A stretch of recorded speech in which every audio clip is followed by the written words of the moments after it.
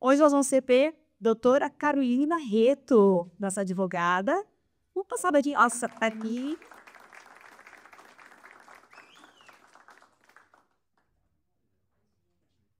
Léo, deixo você com ela. É tranquilo, viu? Pode ficar sossegada. Leonardo é bonzinho, quer escutar sua história. Bem-vinda. Bom dia, pessoal. Obrigada pela presença, né? Bom dia, Carol. Prazer estar aqui com você agora, realizando o Talks. A gente bateu um papo ontem, a gente já se conhece um tempinho por já, mas é uma alegria estar aqui com você e poder, como a Miriam falou, poder ajudar a ouvir, a você cantar e a ouvir a sua história, conhecer a sua trajetória e aprender mais por você. Bom dia a todos os presentes, os convidados, os membros, nossos parceiros, e também quero saudar quem está acompanhando a gente pelo YouTube, quem está vendo o vídeo. Tenho certeza que o conteúdo vai ser de extremo valor para vocês. Carol, primeira coisa, hein? Hoje você é a doutora Carolina Barreto, mas eu quero saber quem foi a Carol? De onde procedeu? Você é de Botucatu? Como é de Botucatu?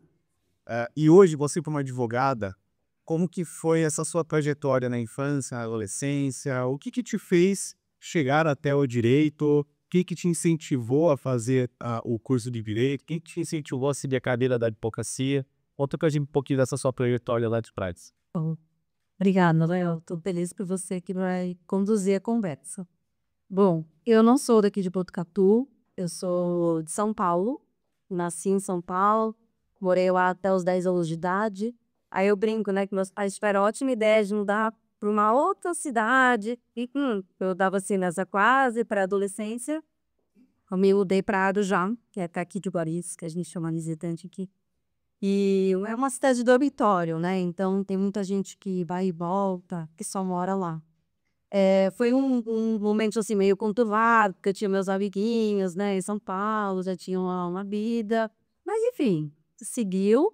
E eu sabia que eu não queria continuar morando lá, queria voltar para São Paulo. Hum. E eu tive uma professora muito importante no colegial, chamada Ana Cláudia Bandeira, que era professora de literatura, o Chiquito Unesc, ela colocou assim no doutorado. E ela te incentivava muito, ela falava, gente, vocês precisam fazer o FUVEST, vocês precisam prestar no Unesp, né, não vamos ficar com uma cabecinha aqui de ficar estacionado. Então isso entrou muito na minha mente. Eh, eu gostava muito de escrever, era comunicativa. Eu sabia que eu queria ir para a área de humanas, mas eu ainda não tinha certeza do que eu queria fazer. Foi então, com o falecimento do meu avô, em 2001, que meu avô deixou tudo direitinho, testamento, mas os herdeiros só não se entenderam muito bem com a viúva, que era a terceira esposa do meu avô, ela era inventariante, enfim, deu uma confusão e meu pai teve que pegar um advogado próprio. E até então eu tinha uma crença assim, o advogado é mentiroso, não gostava de que era advogado. Então, assim, apesar de eu querer fazer humanas, eu não tinha certeza ou já flertava com o direito no quiz. Foi a partir da experiência, como eu não tenho nenhum advogado na família, né? Então foi a partir dessa experiência que, sim, nossa, é interessante esse trabalho, né? Você ajuda a resolver um problema da pessoa, traz uma clareza, organiza uma situação que tá difícil. E eu fui acompanhando, sempre fui um pouquinho precoce, assim, né, um pouquinho mais madura, talvez. Então eu acompanhei isso tudo, achei bacana, eu falei: "Acho que eu vou fazer direito". Isso eu tinha uns 15, 16 anos. E aí foi assim que eu resolvi prestar ainda no terceiro colegial, eu perdi a prova no Mackenzie, não conseguimos chegar até a Dutra, né, trânsito. Falei: "Bom, mas tudo bem, eu vou fazer por cursinho". Então no ano seguinte, acabei mudando primeiro. Acordava 4 da manhã, eu e minha mãe, ela fazia chazinho pra mim, ela me deixava na rodoviária de Arujá, eu com 17 anos. Então, ia para São Paulo, descia na Armênia, pus um ônibus, e na Armênia ia até Ana Rosa pegar pra estudar na Etapa. E aí, uns 2 meses depois, eu falei: "Mãe, mas eu não consigo estudar, porque a Dutra é impossível para chegar em casa depois da aula". E realmente pegava muito trânsito, às vezes pegava lotação. E aí, com algum custo, eu consegui convencer minha mãe a que eu me mudasse para São Paulo para uma pensão estudantil, que era perto do Etapa. E aí eu fiquei lá durante um bom tempo, fazendo cursinho. Para mim foi um momento muito bom, porque eu fiz muitos amigos. Em Arujá eu não tinha, assim, tantos amigos, até porque eu namorei durante muito tempo, um menino de Guarulhos, inclusive. Então eu acabava ficando muito num eixo, assim, não ficava só lá em Arujá. E, enfim, aí de lá fiz faculdade, né, já entro nisso? Você que manda. Tá. Eu eu passei no Mackenzie, na PUC, só que na PUC eu entrei na segunda lista. E na época meu pai estava com alguns problemas financeiros, ele tinha inclusive se mudado para o Rio de Janeiro por conta do falecimento do meu avô, e trabalhava com meu avô. Meu avô tinha uma empresa, e a empresa acabou fechando. Então meu pai estava se reerguendo, toda aquela situação. E aí eu tinha feito uma grande amiga no cursinho que o irmão dela era maquinzista, a irmã e o pai. Aí ela falou: "Não, você tem que fazer Mackenzie". E aí eu acabei optando pelo direito Mackenzie e, enfim, com 17 anos, né, eu mudei para São Paulo de volta e fiquei lá até eu me mudar aqui para Botucatu em finalzinho de 2019. Então, você, Carol, faz parte da estatística que eu também faço parte. Eu já percebi que muitos aqui fazem parte, que nós não somos botucatuenses, né? Botucatu tá cada vez mais cheio de gente que não é botucatuense. Botucatuense vai embora e o pessoal de fora vem pra cá. Tá parecendo Londres, né? Olha que chique, eu falei: "Gente, de tudo que é lugar menos a laranja da terra". Esse climinha botucatuense, lembra do Lon? Eu que já fui tantas vezes pra lá. Não sei o que que vocês deram tanta risada. E ninguém acredita no meu potencial. E aí, Carol, você falou uma percepção sua sobre a profissão do advogado, e eu queria saber se você, depois de estar na profissão, se você sentiu que essa percepção ela é comum para as outras pessoas, para a sociedade de uma forma geral. Você sentiu isso das pessoas terem esse preconceito com o advogado, de achar que o advogado é desonesto, tá querendo enganar, tá querendo pegar o dinheiro? Não sei exatamente qual era a sua percepção com a profissão, mas você sentiu isso dos outros também depois que você entrou na profissão?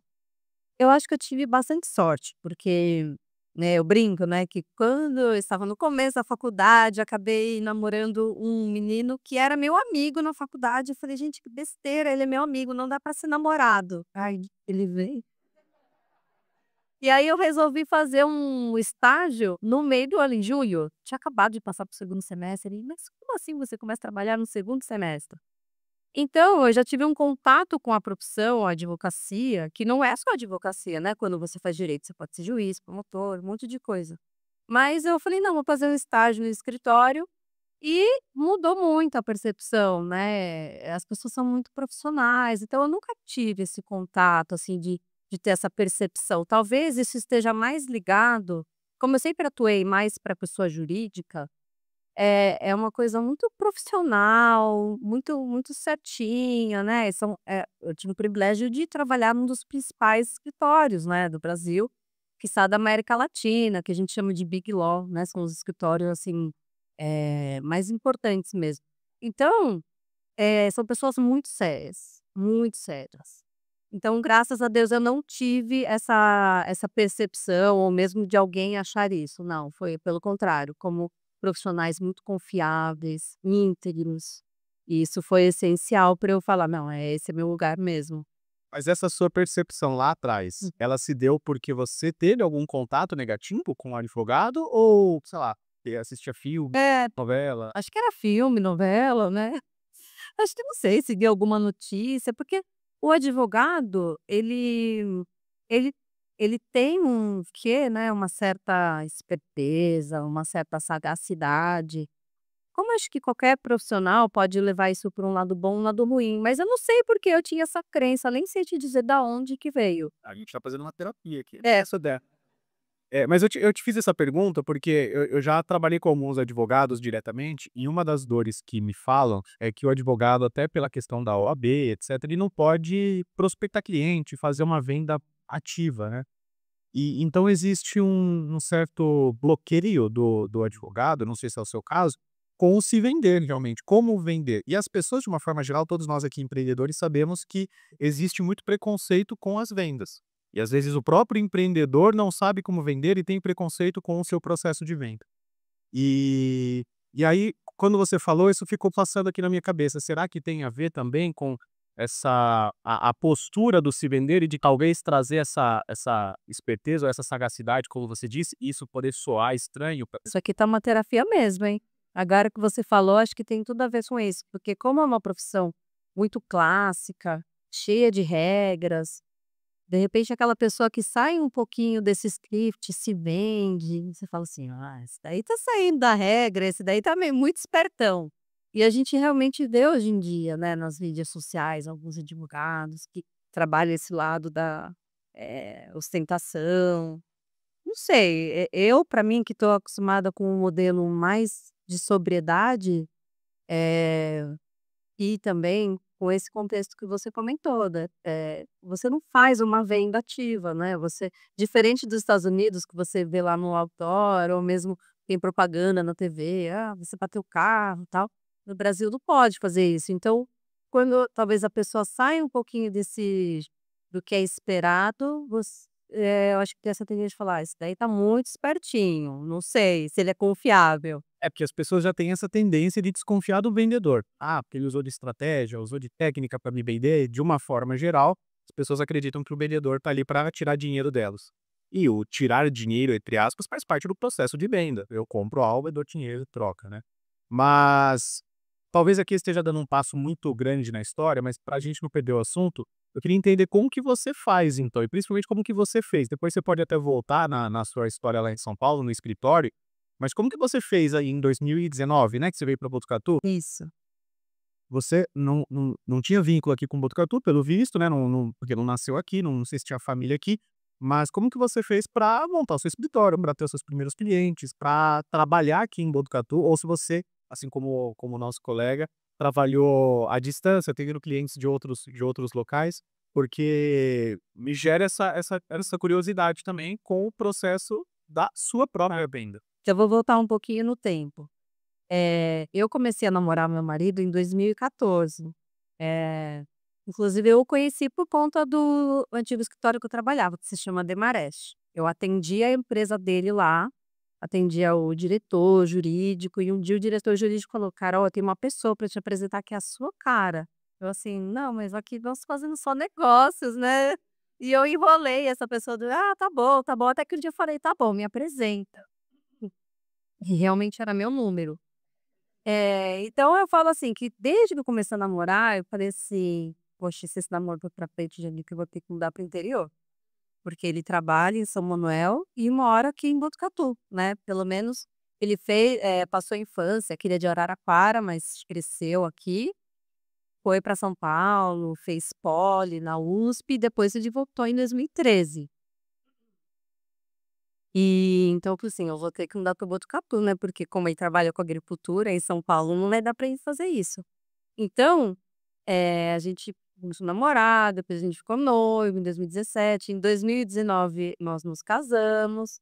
Ele nunca me pressionou do tipo: "Não, você precisa fazer as malas, é você que vem". Nunca falou isso, né, mas implicitamente era o que ia acontecer. E eu estava numa fase trabalhando muito. Falei: "Poxa, eu já tô há 6 meses casada, meu marido mora em Botucatu, eu moro em São Paulo, a gente se vê de final de semana", o que era ótimo, porque eu ralava, trabalhava bastante, ele também, final de semana eu curtia. Mas não, tenho que juntar os trapinhos. E aí eu acho que eu cheguei numa estafa, assim, porque, nesse último ano, eu já tinha mudado o escritório, eu fiquei 12 anos no mesmo, e aí como eu já sabia que eu não ia conseguir continuar lá, porque não tinha home office e tudo mais, não existia home office para advogado, antes da pandemia.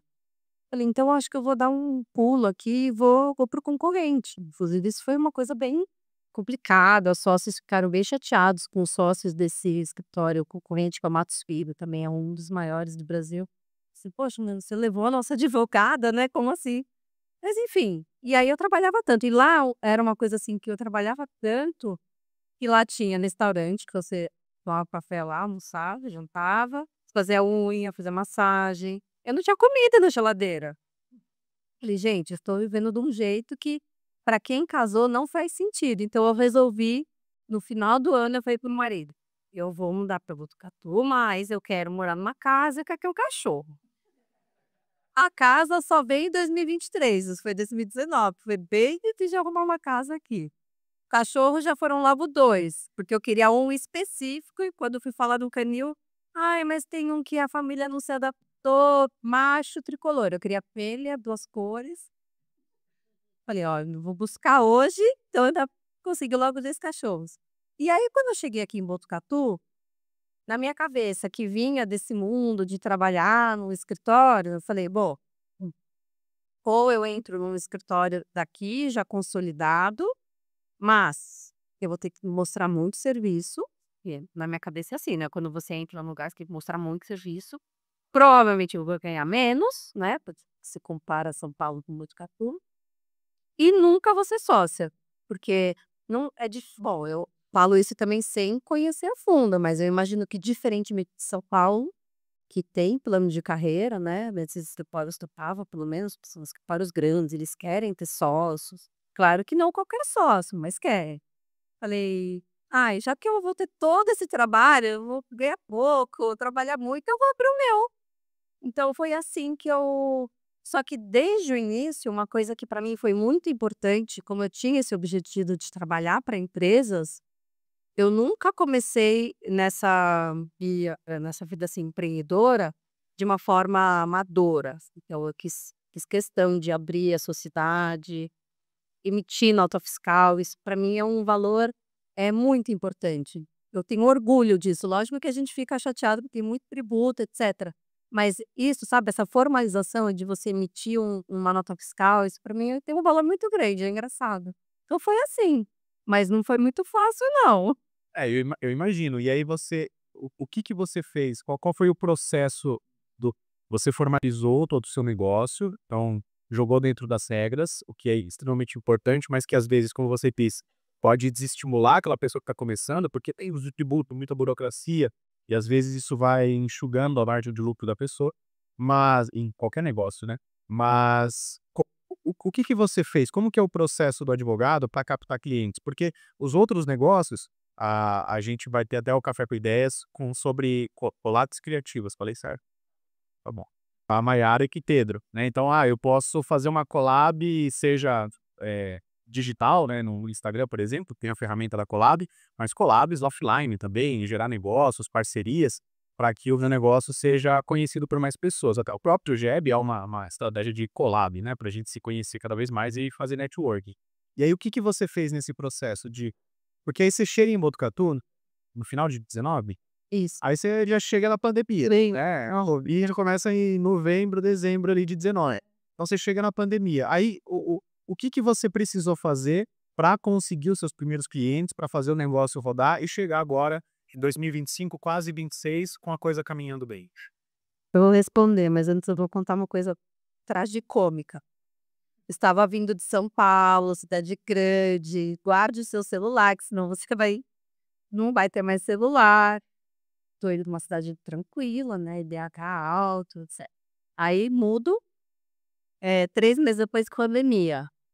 Não sei quanto tempo depois, uma chuva, mas assim, que cai ponte da cidade.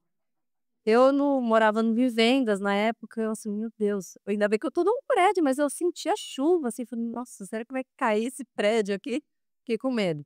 E depois o tal do novo cangaço, que veio o pessoal aqui para roubar banco, e com o sniper em cima do prédio de um amigo nosso, o Via Veleto, onde eu morei também, já mudei 5 vou mudar pela 5ª vez aqui em Botucatu. Falei: "Gente, mas onde eu vim parar?", né.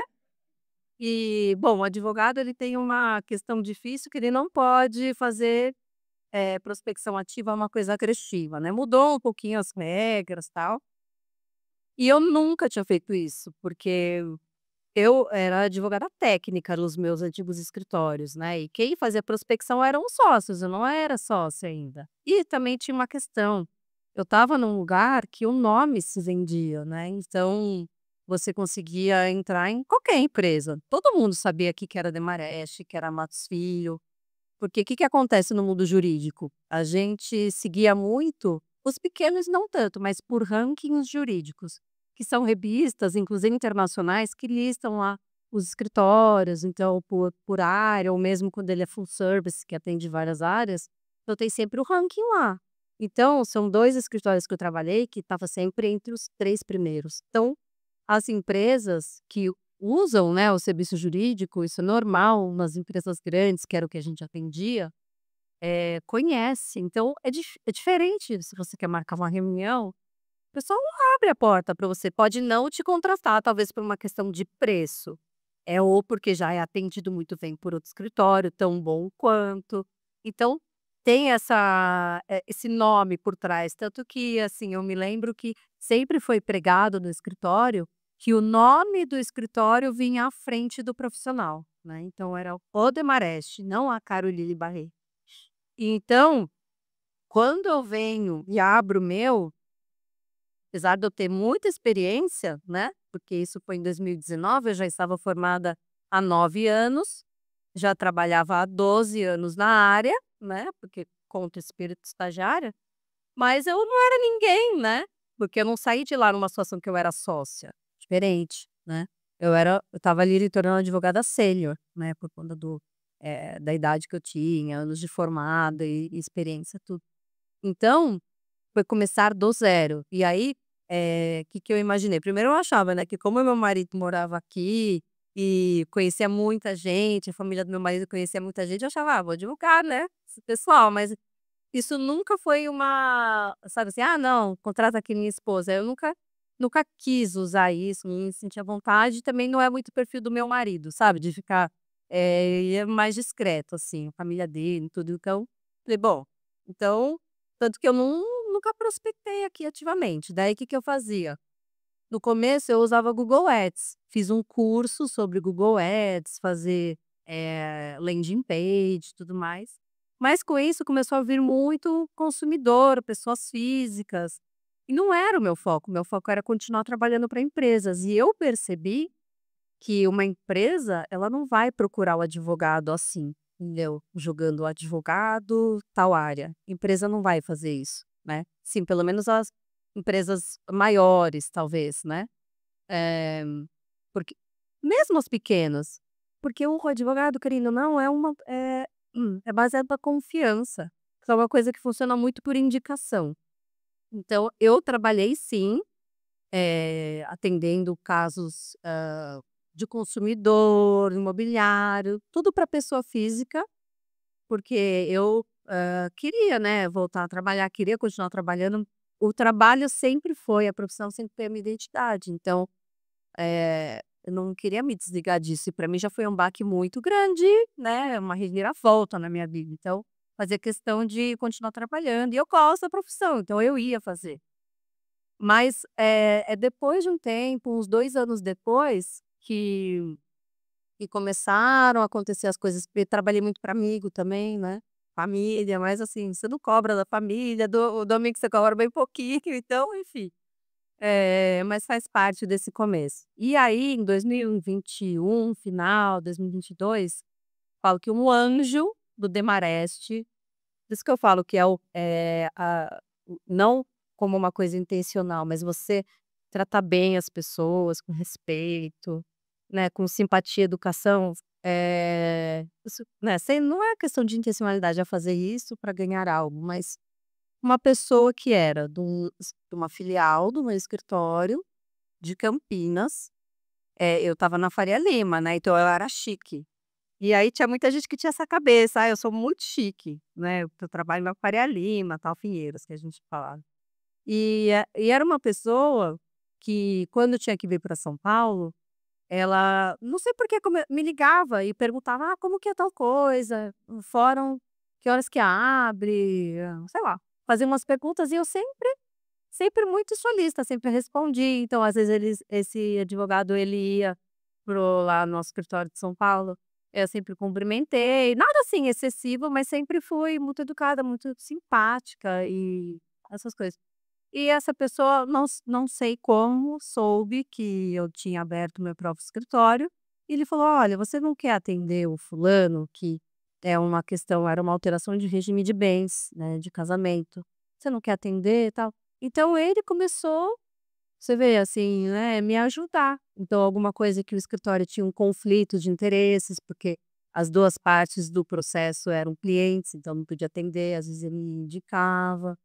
uma série de coisas. E aí vieram também as collabs, porque eu comecei a atender uma empresa que tinha um ex-Demarest da área trabalhista atuando para esse cliente. E aí ele ouvia falar, essa mulher, né, ela chama Graziella, ouvia falar da tal da Carol. E o pessoal falava: "Ah, Carol, cara lá". Sei, a Carol do Demarest, mas ela não fazia ideia de que era, porque a gente não tinha relação, eu realmente não a conhecia. Ela era de Campinas e eu era de São Paulo e de outras áreas, né, eu sempre fui civil, ela trabalhista. Então o pessoal falou: "Não, a Carol", a Carol. Até que um dia eu falei assim: "Vamos marcar um almoço", e aí a gente, nossa, a gente se adorou. E a Graziella, então, que ela é trabalhista, ela me indica para os clientes dela. Eu falei assim: "Ó, você precisa contratar a Carol para organizar a sua parte de contratos, sua parte consultivo, pretensioso, fala com a Carol". Então, é o poder das collabs. E lá atrás, quando eu abri o escritório, eu falava: "Nossa, parceiro", né, eu sabia que isso era um valor importante, mas com quem que eu vou fazer parceria? Para mim foi natural, né, essa parceria com, o pessoal que vinha com essa bagagem, com essa marca Demarest, porque advogado tem de monte. A minha OAB é 305.000, eu acho que já está na 500.000. Então, são 500.000 advogados. Se você andar aqui nessa rua, vai ter uns 5 escritórios, mas você não sabe a qualidade, você não sabe nada disso. Então, quando você tem uma pessoa que veio de um escritório assim, você fala: "Poxa, essa pessoa é confiável, ela sabe o que ela está fazendo". Então, isso virou um intangível muito importante. E aí a gente acaba trabalhando nas collabs, né, cada um na sua área, mas juntos, né. Então tem alguns assuntos que tem uma intersecção, alguma coisinha de trabalhista, fala: "Olha, mas precisa só confirmar esse assunto com a Graziella, né, porque ela é especialista". E assim por diante, segue, mas muito com base nas indicações. Mas isso é muito legal, Carol, porque aqui a gente está num grupo de networking. Eu gosto sempre de dizer que bons relacionamentos geram bons negócios. E eu percebo que tem alguns empreendedores que têm dificuldade de criar e nutrir esses bons relacionamentos, porque acredita que tem que fazer amizade com todo mundo. E não necessariamente tem que ser amigo de frequentar casa, de fazer churrasco, etc. Mas é importante ter um bom relacionamento, porque a gente nunca sabe quanto vamos precisar indicar alguém e quando seremos indicados também. Então, apesar de todas as estratégias de divulgação que nós temos hoje, o boca a boca, a indicação, ainda é muito poderoso porque as pessoas confiam nas outras pessoas, né? Dificilmente a gente vai confiar tanto numa propaganda ou simplesmente numa marca. É necessário ter essa pessoalidade. E eu vejo que no caso desses grandes escritórios de advocacia existe isso, porque apesar de ser o grande escritório, tem essa pessoalidade por trás, porque tem os sócios, ou o primeiro advogado que fundou o escritório, que montou o escritório. Então é muito legal você falar isso, porque isso serve para todos os negócios, para todas as áreas, de que e aí eu faço me permita uma breve discordância de você. Mas eu acredito que a gente tem que ser intencional em gerar, esses relacionamentos, mas o intencional no sentido de que, não é só para ter um benefício futuro, mas é porque a outra pessoa merece ser bem tratada. E eu não conheço a Carol, eu preciso talvez entender o que eu posso agregar na vida da Carol sem ser a minha venda. Porque às vezes eu também só quero fazer relacionamento para vender, né. E a gente não vai vender para todo mundo. Então, é tratar bem as pessoas como você bem disse. E eu vejo isso como um poder muito grande que todas as pessoas têm nas mãos. É gratuito, é só a gente ser simpático, educá-la. Claro que nem todo mundo vai gostar da gente, a gente não vai gostar de todo mundo, mas é um poder muito grande e a sua história comprova isso, né, de gerar esses bons relacionamentos que vão abrindo boas portas ao longo da sua trajetória. Eu gosto muito de pessoas. Eu acho que talvez eu me expressei mal, eu falei intencionalidade, mas talvez não seja nem essa palavra, eu concordo com vocês, sim, desinteressadamente. Eu acho que essa é a grande questão, dei estudando um pouco sobre prospecção, network, que é você,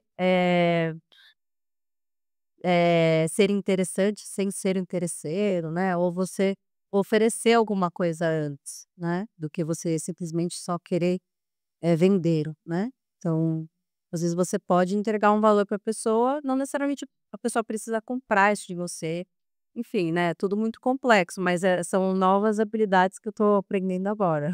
Não, e isso é muito importante. E agora, Carol, para a gente ir caminhando para o final, explica para a gente, para quem está aqui, para quem está te acompanhando online também, hoje quais são então os seus focos de trabalho, a sua especialidade no que você atua majoritariamente e quais são os seus planos para o futuro? Para o escritório, para a sua carreira profissional, o que você imagina para os próximos anos? Bom, eu trabalho hoje, eu falo assim que eu trabalho nos bastidores. Eu sempre trabalhei no contencioso civil comercial, são as disputas, né. Então quando o assunto já escalou, e eu gosto muito de atuar nessa área, defender os clientes, eu acho isso muito legal. Mas quando eu vim para Botucatu e abri o meu escritório, eu falei assim: "Nossa, mas será que eu agrego tanto valor para o cliente quando eu fico só nessa parte reativa? Por que não ir para um bastidor em que eu ajudo a pessoa a tomar uma decisão, prevenir o litígio?" Porque litígios, quem gosta é só advogado. Porque quer dizer, nem advogado gosta, né, porque são anos-luz que você fica lá, eh é um trabalho intenso que você tem que peticionar, você tem que o bom advogado, né, isso eu aprendi quando eu era estagiária ainda, é o advogado que põe a barrinha do balcão. Hoje não tem tanta figura do balcão, porque tudo ficou muito online, mas ainda assim, nos atendimentos lá você fala com o cartorário, "Olha, é urgente, junta essa petição, manda para o gabinete do juiz", e você ir lá conversar com o juiz, conversar com o desembargador. É isso que torna a advocacia diferenciada, entendeu? Porque o direito ele tá aí para todo mundo, né, mas a forma como você trabalha o direito, isso que é o diferencial. E isso dá muito trabalho e, às vezes, o cliente ele não enxerga um valor nisso, né, então você também não consegue cobrar o equivalente, né.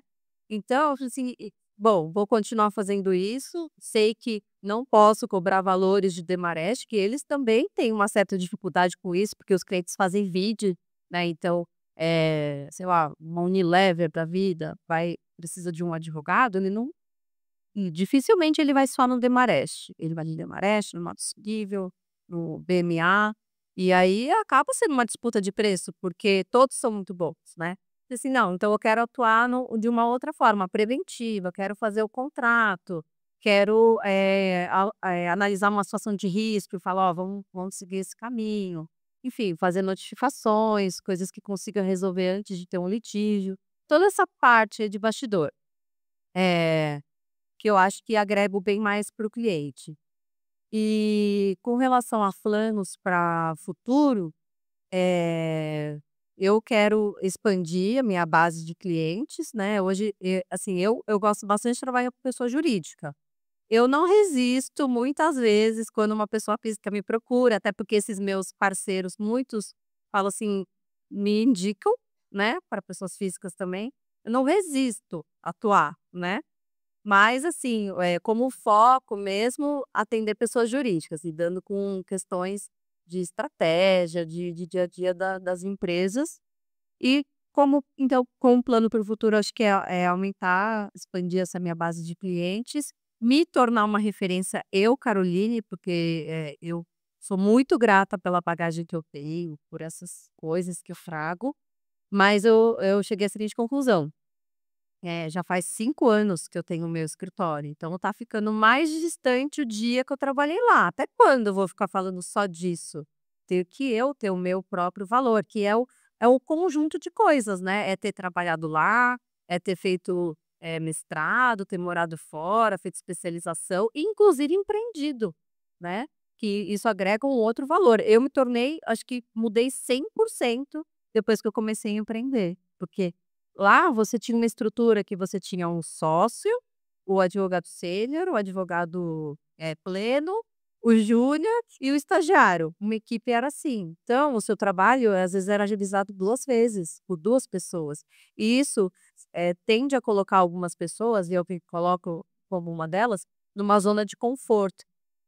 Quando eu abri meu escritório, eu não tinha com quem conversar, né. Então, tive que, ó, pôr a cara para bater e tem dado certo. Então meu plano é expandir essa minha base de clientes, aumentar a minha equipe, mas sempre com uma coisa artesanal, eu não vejo, assim, por exemplo, indo para processos de massa, né, que é aquela coisa que você nem sabe o meu marido fala assim: "Ai, por que você não começa?" Eu falei assim: "Mas isso não é advogar para mim, ficar só mudando o nome e o número do processo, eu não quero isso, eu quero trabalhar o processo". é isso. Continuar trabalhando artesanalmente, para mais clientes, ganhar mais dinheiro. Se der, Muito bom. Todos queremos, né? Todos queremos, todos buscamos. Carol, muito bom conhecer essa história. E agora eu vou abrir para o pessoal aqui para fazer perguntas para você, tá bom? Temos uma pergunta aqui da Ju. Se já tiver mais alguém aí, pronto no gatilho. Seu Pedro tá ali atrás com o microfone. Ju, por favor. parabéns pela apresentação. Além de sua amiga, sou sua fã como profissional. Então, muito feliz de estar aqui te assistindo hoje, te prestigiando. Uma das coisas que você disse no feirão, lá no workshop que você apresentou, foi que o advogado, as pessoas costumam procurar advogado quando a coisa já tá lascada, né? E eu achei muito legal quando você trouxe que o advogado tá além disso, né? É para ser um parceiro, um amigo, para avaliar decisões e tudo mais. E como é que funciona, quando uma empresa não tem problemas ainda, mas ela quer caminhar com um advogado, um parceiro, é mensal? Como que funciona? Tá. Eh, Tem como ser sob demanda, né, então a pessoa tem esse contato, e a gente negocia, assunto a assunto, ou também tem como ser uma coisa mensal, né. Eh, Pode ser um valor fixo, enfim, isso aí é negociar, né, mas geralmente é um valor fixo, acho que as empresas gostam mais de saber: "Ó, eu vou poder contar com ela", às vezes pode ser um fixo no começo, mas, restrito a um número de horas, porque você fala assim: "Ah, será que eu vou precisar de advogado mesmo?". Eh, e aí a coisa vai crescendo, vai fluindo. Eu tenho uma cliente que inclusive eu citei um caso dela no verão, eu contei o seguinte: ela é muito apaixonada pelo negócio dela, e ela virou para mim e falou assim: "Carol, vou comprar um aplicativo que tem tudo a ver com o nosso negócio. Eu ofereci tanto para o cara, pelo aplicativo, e vou continuar pagando um percentual para ele sobre a receita líquida". Aí eu quase caí para trás, porque ela podia ter conversado comigo antes. Então, por que que eu estou dizendo isso? Que às vezes a pessoa não está acostumada a lidar com um advogado, como um parceiro, e ela fica um pouco afobada e sai tomando essas decisões. Então, o que que seria ideal nesse caso? Ela ter falado para mim assim: "Carol, eu estou pensando em comprar um aplicativo. Quais cuidados eu preciso tomar, né, em relação a preço? Quais são as etapas? O que que você sugere para mim? Já passo o contrato logo de cara? Tem alguma etapa prévia? A gente vai ter que fazer alguma investigação?". A pessoa às vezes não tem a pergunta, vai ser: "O que que eu faço? Eu quero comprar". E aí eu desenharia para ela uma coisa muito simples, não tô falando: "Vou escrever um memorando de 30 páginas", mas "Ó, a gente tem que pensar nisso, nisso, nisso, nisso", né. Então pensa que você quer dar um percentual? O percentual é sobre o lucro, porque senão você tá pegando mais uma despesa para pôr lá no bolo. Enfim, e ela acabou, depois do feirão, ela não é daqui, né. Ela falou assim: "Ah, Carol, não deu certo. Eu desisti". Aí eu pensei: "Ai, graças a Deus", não é. Mas é um perfil de cliente e a gente vai percebendo isso. Tem pessoas que são mais impulsivas. Aí agora ela já falou para mim outra vez: "Ah, Carol, quero fazer tal coisa". Aí eu pensei: "Será que ela pensou que tem um tributo?". Eu não sou tributarista, mas algumas coisas eu tenho que ter uma noção, né. Eu pensei assim: "Poxa, isso daí vai ter um tributo alto", né. Ela quer doar umas ações da empresa dela para uma funcionária que ela gosta muito, tem muita confiança. É uma empresa grande, 5% só que ela vai doar, fui ver, tem um imposto a pagar de quase 40.000. Pensei: "E agora?". Não é, assim, mesmo uma empresa grande, poxa, é o custo. Então eu já nem sei como é que vai ficar isso, se ela realmente vai doar. Então são as cenas dos próximos capítulos. Mas é isso, ela podia ter falado para mim também nesse caso: "Carol, será que doação é o melhor caminho? Como que a gente pode estruturar isso?". Então acostumar mesmo a ter esse parceiro, e uma coisa mensal faz mais sentido, porque aí você se sente à vontade de questionar, do que você toda vez ter que negociar para advogado. É chato também, né: "Ai, isso aqui custa tanto". A gente não quer fazer isso. Eu quero advogar. Quantos meses eu já passei sem faturar para os meus clientes? Aí eu tive que contratar uma pessoa, porque eu só queria advogar e não cobrava. E com conta, né, mas enfim. Então é isso. Acho que eu acabei me estendendo, mas acho que eu respondi. Muito bom, Lucas, bom dia, Carol. Primeiramente, parabéns pelo seu Talks, muito legal sua história. Carol, uma dúvida que eu tenho que eu fico pensando que eu uso muito o ChatGPT para tirar muitas dúvidas, inclusive jurídicas. Eu gostaria de saber, você como advogada, como que você vê o advento da inteligência artificial dentro do direito? Você vê como um inimigo, como um amigo? E, além disso, você vê que está sendo muito utilizado de forma exagerada ou é só preocupação exacerbada? Obrigado. Obrigada a você. Eu acho assim, tem uma frase que fala, é o profissional que a diferença, né, que vai ter do profissional que usa inteligência artificial, a diferença desse para o outro que não usa, o cara vai ficar para trás. Então é uma realidade, tem que usar sim. Eu confesso que meu marido me chama de negacionista. Então ele falava para mim: "Ai, o chat e tal". Eu falava: "Se eu pergunto tal coisa para ele", aí respondia, eu falei: "Ah lá, falou um monte de besteira". Eu não acreditava.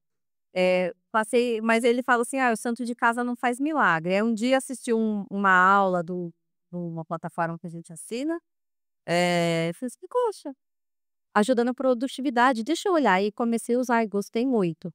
Então, eu acho que é uma ferramenta que tem que usar. E o advogado, eu acho que ele é meio negacionista mesmo e meio tradicional. Pelo menos não digo da geração para frente da minha, né, mas eu tenho 38 anos, acho que esse pessoal, assim, da minha idade ou mais velho, isso daí é um horror, né. Não, eu falo para as meninas que trabalham comigo: "Não, a gente tem que usar a nosso favor". Mas, assim, é meio perigoso, porque ele alucina, às vezes, ele cita errado o Código Civil, por exemplo, você vai fazer uma pesquisa, um assunto que é civil, ele fala: "Ai, porque o artigo fala isso", e o artigo não fala. Ele inventa jurisprudência, que é a decisão do tribunal, é na cara dura. Você pergunta o negócio para ele: "Não, porque segundo decidido pelo STJ, o ministro Humberto Martins, nã-nã-nã-nã", sim. Aí você procura no Google, não existe, entendeu? Ele inventou o número do processo, inventou tudo. Então, quando eu fiz essa aula, né, que eu falei: "Nossa, pode ser legal, inteligência artificial", eu falo assim: "No seu campo de expertise", porque você domina aquele assunto e você não vai deixar a máquina te dominar, te enganar. Então isso pode acontecer quando a gente não tem expertise no assunto, ele vai acertar muitas coisas, mas ele pode errar também. Então, eu acho que é uma ferramenta que é boa de você usar, não vou falar: "Ai não, você precisa contratar um advogado, imagina, que absurdo". Eh, mas precisa, acho que ter sempre esse pé atrás, porque como é uma inteligência, uma tecnologia generativa, primeiro que ele gosta de elogiar a gente, né, a gente é sempre o mais inteligente, a pergunta é sempre mais perfeita, então ele tende a falar as coisas que a gente quer ouvir, né. E o advogado, ele nem sempre vai falar o que você quer ouvir. O advogado, ele precisa pensar lá no horizonte, lá na frente. Então eu não sei até que ponto a inteligência artificial sozinha consegue fazer isso. Eu mesma, quando eu uso, eu fico lá conversando com ele. Eu nunca falo assim: "Ah, faz tal coisa para mim", eu pego, copio e colo. Nunca. Eu sempre primeiro eu faço um estudo daquele assunto, como eu vejo aquele assunto, eu jogo lá e falo: "Nossa, mas isso aqui não tem nada a ver". Eu vou conversando com ele e lapido uma resposta, né. Então, eu sempre faço pesquisa de jurisprudência, olho a lei, mas é legal, porque ele te dá uma produtividade, entendeu. Então, de repente, um assunto que você ficaria não sei quantos dias, você consegue se concentrar ali e fazer em menos tempo, mas esse fator humano, ele, na minha visão, ele é imprescindível. Respondido. Mas é interessante, só um adendo, porque faz uns 10 anos que eu escuto falar que a inteligência artificial vai acabar com a profissão dos advogados, né, e faz 10 anos que eu vejo que isso não acontece. E eu faço sempre um paralelo com a aviação. A aviação precisa de muita redundância para evitar os acidentes, e é o que você falou, mas isso se encaixa nas nossas profissões também, né. Então você usa a inteligência artificial e aí você, com a sua expertise e com o seu conhecimento, você revisa aquele conteúdo, alinha, então é uma ferramenta que vai potencializar o nosso trabalho, potencializa o trabalho do advogado, mas potencializa o lado do empresário também, que quer entender mais do juridiquês, quer conversar melhor com o advogado, então a gente saber usar melhor a ferramenta, né, ser redundante no processo. Quem mais? Wesley, por favor. Oi, Caroline, bom dia, tudo bem? Parabéns pelo talk, estou aprendendo bastante. Uma dúvida que me causou, assim como você, eu também estou estudando direito, não pretendo exercer. Mas a minha pergunta para você nesse momento é: existe o terror dos advogados, que é o exame da ordem. Hoje, como que você pontua isso? Até porque você acha justo, o seu ponto de vista, você acha justo, uma vez que o médico ele se forma, ele jamais pega a carteirinha de medicina. E porque um advogado ele tem que passar por esse processo de seleção, sendo que quem está lidando com a vida é o médico, assim como o advogado também, ele está cuidando da vida de um ser humano. Como você vê essa situação e como você vê também a advocacia daqui para o futuro? Vamos colocar daqui para 2050, 2060. Olha, são perguntas difíceis. Bom, não sei se vocês viram, mas assim, tem sempre um debate sobre colocar a OAB dos médicos, né? Então, é uma peneira, acaba sendo uma peneira. E um dado interessante que cerca de 10% das pessoas que prestam a prova passam, né? É muito baixo. Então, eu acho que isso vou ter que ser sincera, eu acho que isso é uma peneira importante, porque e acho que também é uma peneira importante para os médicos. Hoje em dia, a educação é um negócio também, então tem quantas faculdades por aí? Eu concordo também que quem faz a faculdade é o aluno, mas não dá para dizer que todos os alunos vão ser bons, todos os alunos vão atrás da profissão, né, enfim, e vão ser bons profissionais. Então eu acho que eu concordo com a prova, acho que tem um papel, eh, porque no mínimo você vai ter que estudar mais para passar, né. Então, por exemplo, eu mesma, quando eu fui fazer a OAB, eu estava no 4º ano da faculdade. E já existia a possibilidade de você, no 4º ano, prestar a prova da OAB, mas não é obrigatório, né. Se você passar, você reserva. E aí você faz a segunda etapa quando você estiver no 10º semestre. Eu consegui passar na primeira fase. Para a segunda fase, eu já trabalhava desde o 1º ano da faculdade. Falei assim: "Eu vou fazer um cursinho". E eu vi coisas no cursinho que na faculdade eu não vi. Até porque a faculdade eu não frequentava tanto, porque eu trabalhava muito, faltava muito. Então, e eu vejo o valor que teve ter feito um cursinho, por exemplo. Mudou muito para mim a minha advocacia. Então foi só para passar numa prova? Na minha visão não foi só para isso, foi até para revisar, então eu acho eu acho importante. O meu pai fez direito ao mesmo tempo que eu. Ele não passou na OAB, mas ele também não quis ir atrás de fazer um cursinho, né, ele já tinha outra profissão. O meu irmão fez direito também não passou na OAB, também não foi atrás, né, ele é comerciante e tal. Então e não necessariamente você precisa ser advogado, né, é um requisito para você ser advogado, acredito que isso seria uma peneira. E sobre o futuro da advocacia, eh, eu acho que é uma profissão que sempre vai existir, médico, engenheiro e advogado vai sempre precisar ter. Eu acho que vai ter muitos, e acho que a inteligência artificial vai ajudar muito as pessoas, porque uma coisa que eu acho muito chata, até eu tenho vontade de desenvolver um projeto nesse sentido, porque nós como né, como cidadão brasileiro, etcétera, a gente não pode alegar desconhecimento da lei. Todo mundo tem que saber que se você está andando nessa via e for uma via de mão dupla, você estacionar na contramão, isso é uma contravenção, uma infração de trânsito. E mesmo assim, aqui em Botucatu, um monte de gente faz isso. E eu fico maluca com isso. Na porta da escola do meu filho, eu tô assim, ó, na minha via para parar aqui no desembarque, aí vem o carro assim, ó, tchum, e para na minha frente. Eu não sei, gente. Mas então é isso, a lei você não pode alegar desconhecimento. Só que onde que a gente aprende o bendito da lei? Você precisa sempre do advogado? Então por isso que eu acho que mesmo que você não vai exercer advocacia, eu acho que a faculdade de direito é uma faculdade muito legal e a gente precisaria ter mais acesso aos nossos direitos, saber como se comportar. Poxa, sempre preciso de um advogado? Nunca sei lidar com uma situação, então acho que a IA ela vem para ajudar um pouco isso.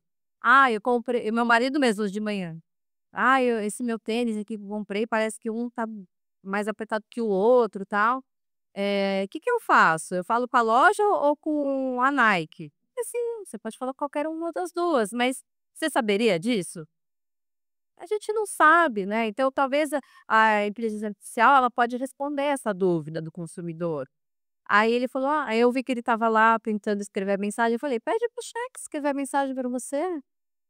Então, é legal você aprender a fazer, mas aprende pro chat também, ele pode te ajudar nessas coisas que são meio mecânicas. Não é isso. Só para reforçar, diante de toda essa situação, você acha válido o exame? Eu também acho, porque é uma peneira como você disse. Mas essa mesma aplicação também não deveria servir para o Supremo Tribunal, para para a jurisdição maiores, que seria para o Tribunal de Justiça Superior e assim vai, porque nós vemos que hoje o Tribunal de Justiça, como ele é feita a seleção? A dedo, a escolha. E isso acaba prejudicando o povo brasileiro. Então, como que você acha que nós, cidadão, você, eu, nós deveríamos lidar com essa situação, uma vez que eles aplicam isso para nós, mas eles mesmos não cumprem? Mas deixa eu só lembrar uma coisa, o juiz, ele é um servidor público, ele tem que prestar concurso para se tornar juiz, inclusive é um concurso muito difícil, é que aí ele vai ascendendo na carreira. Lógico que tem alguns, por exemplo, que não tiveram uma carreira de juiz, um advogado, aí ele é indicado pelo Pinto Constitucional, que aí realmente é uma questão de indicação, tal, mas ele também teve que fazer a prova da OAB. Então, eu entendo isso que você está colocando, mas eles também passaram por uma peneira, entendeu? Mas uma peneira assim que quer levar adiante, né? Mas não foi uma peneira. Mas a gente sabe que quando a gente fala de tribunais superiores, tem muita indicação política, entende isso que você está falando? Não são todos os juízes que vão se tornar ministros. Aí tem uma indicação política, tal, de repente uma prova, mas eles são sabatinados, né, pelo Senado, então essas coisas deveriam cumprir esse requisito, digamos assim. Na prática, não sei. Fato é que eu vou sair daqui hoje, já vou me matricular numa faculdade para fazer. Eu odiei, que é medicina e engenharia, que eu já descobri que eu escolhi o curso errado. É assim que todos os franceses. Bruno, próxima pergunta. Bom dia, Carol. Parabéns. Você tá há quanto tempo em Botucatu? Desde finalzinho de 19, mas eu arredondo assim para 2020. Bem-vindo à cidade, o pessoal não usa seta também, tá? Não para, enfim, vai acostumando aí. Mas na verdade eu quero aproveitar o gancho da pergunta que a Juliana fez para você. Eu acho bem interessante, porque tem várias, acho que bastante gente aqui não sabe que muitas vezes as pessoas procuram o advogado numa situação já, né, tipo, estourou o negócio, né, já, e eu tenho um amigo, um irmão, a gente foi criado junto, e ele é advogado. E para tudo, se eu vou comprar um carro, se eu vou. No entanto, que toda semana ele me liga, você tá devendo almoço, tá devendo meu almoço, tá? Aí dá almoço, dá comer. Exatamente. E eu sempre falo assim, que a gente às vezes quer fazer as coisas e não tem a capacidade de ir buscar um cinto, né? Um advogado que ele vai te orientar, né? Sobre determinada coisa. E a pergunta é, no teu caso, você tem bastante casos que, tipo, o teu, né? No caso, a pessoa que te procurou, ela deveria ter te procurado antes para orientação. Vou comprar um carro, um exemplo. Aí você fala, sabe aquela situação que você poderia orientar ele melhor enquanto advogada, mas aí ele não te procurou depois que ele comprou o carro, deu tudo errado, aí acaba te procurando depois numa situação dessa? Existe isso bastante? Acho. Não posso citar nomes. Mas sim, acontece, porque é também uma expertise, né? Você atuar no contencioso, o contencioso é isso, a judicialização. Então, acontece muito essa. Inclusive, existe uma área específica, né? Que é esse contencioso. Isso é o mais comum. A pessoa procurar o advogado nessa hora. Mas não tô aqui só para vender meu peixe, mas eu acho muito legal você pensar nisso antes. Não precisa, é que eu acho que a pessoa fala assim, advogado, aí ele vai escrever.